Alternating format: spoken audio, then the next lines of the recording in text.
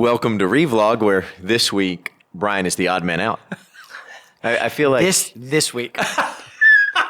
That's interesting. I do feel like the two of us are coordinated when he's on an island to himself. I am trying my best with my purple can to fit in. Come on, guys, let me in. We love you. Indeed, we do. I feel Aren't you the grateful warmth, for or maybe Brian? that's the. On so many levels, I am grateful for Brian. I was gonna say I feel the warmth, but maybe that's the lights. I don't know. This would not be the same if we. Oh, we truly, didn't have Brian. He's our coming balance. from a different angle. He's our. I won't say rudder, but he's. It's good to have a Brian. And I can't wait to hear his take on washing hands. Indeed. But let's leave that till later. Aaron, you help us get started. So this is a text that worries you?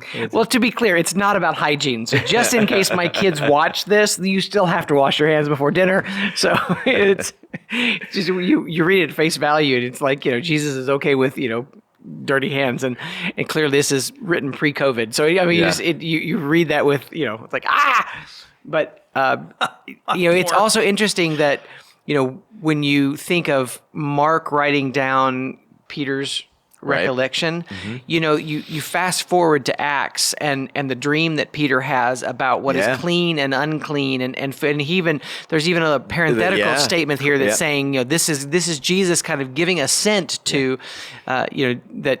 And maybe it's one of the things Peter, looking back on, realized later that Jesus had already taught this. That's right. And I try and couch that he's kind of setting the groundwork. All these rules had a purpose. All these ceremonies had a purpose. But Jesus is clearly saying, "I am here." Yeah. We need to focus on what matters. There's another parable where he's talking about while the bridegroom is with you. That this is this is how you got to act. That's right. There'll be plenty of time for that later. That's right. So when I'm gone. So this just idea that whereas these ceremonies were important but they were all pointing to this Christ and in him saying, let's focus on you'll say one thing with your mouth and your heart is so far away. Let's deal with that. Rather than these peripheral things that look like much to do, falderall, but truly are just this smoke and mirrors for the condition of your heart, which is so far from me.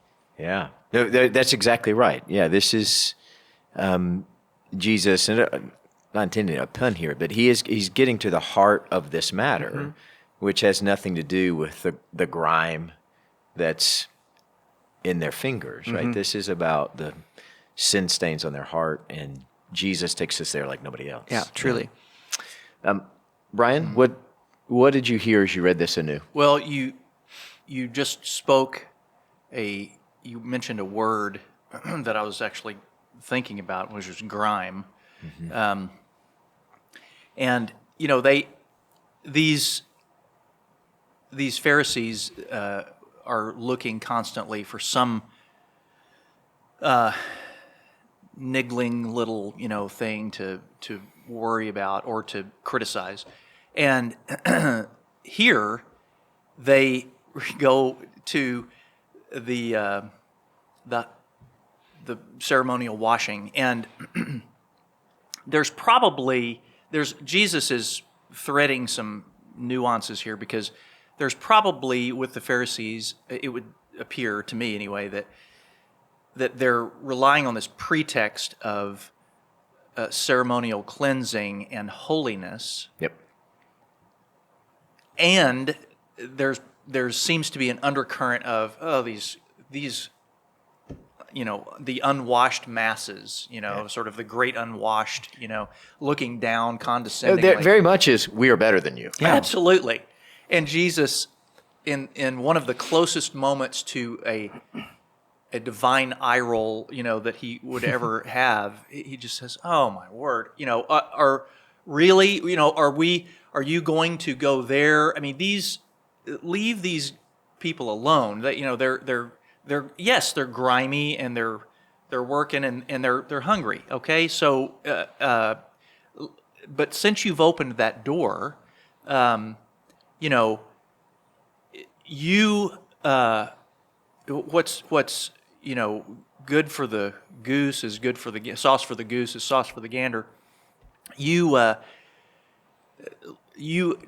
abuse the elderly, basically, and you Your own parents. your own Right. parents, and you it's a great scandal, and all for the pursuit of feathering your own nest. But let's talk about hand washing before a meal when an entire class of people is suffering under your browbeating and your actual abuse.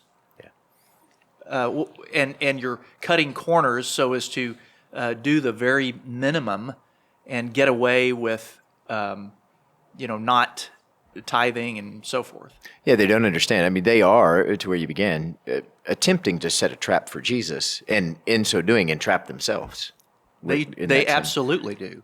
Why don't you do this ceremonial thing? And Jesus says, why aren't you doing this actual thing? Right. Yeah. Aaron, what question do you have from the text? Well, we all need to look at that. We have those facades where that we walk and look and pretend and because it props us up as X, Y, and Z. And so I think we need to say, where are those in our lives that we need to do some business with, because they belie a darkness behind it that we would castigate an entire group of people or simply for the machinations of righteousness, of holiness, of piety. And so, I think we need to examine where are those places that we are going through motions rather than a heart conviction of love and service. Yeah. Amen.